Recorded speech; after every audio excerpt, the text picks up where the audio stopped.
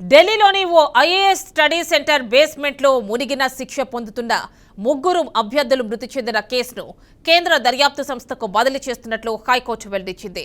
ఘటన తీవ్రత, అవినీతి అధికారుల పాత్ర ఉండే అవకాశం దృష్ట్యా దర్యాప్తులో ప్రజలకు ఎటువంటి అనుమానాలకు తావు లేకుండా ఉండేందుకే ఈ నిర్ణయం తీసుకున్నామని తెలిపింది. ఈ దర్యాప్తు పర్యవేక్షణ కోసం సీనియర్ అధికారిని నియమించాలని సెంట్రల్ విజిలెన్స్ కమిషన్ను ఆదేశించింది. ఢిల్లీ పోలీసులు, మున్సిపల్ అధికారులు చెప్పిన సమాధానంపై హైకోర్టు మండిపడింది.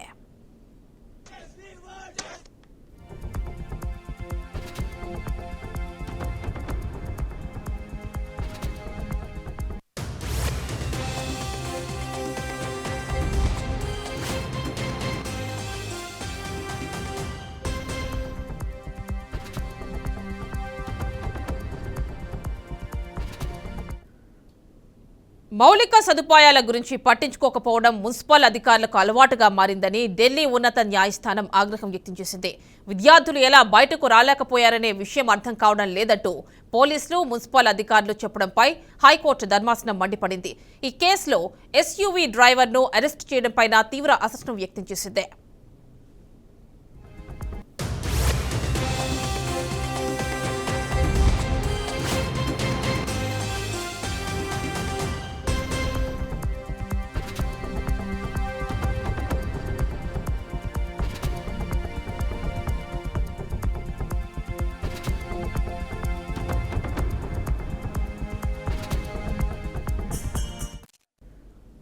కోచింగ్ సెంటర్ ఘటన దర్యాప్తును సీబీఐకి అప్పగించడాన్ని ఆందోళన చేస్తున్న సివిల్స్ అభ్యర్థులు స్వాగతించారు.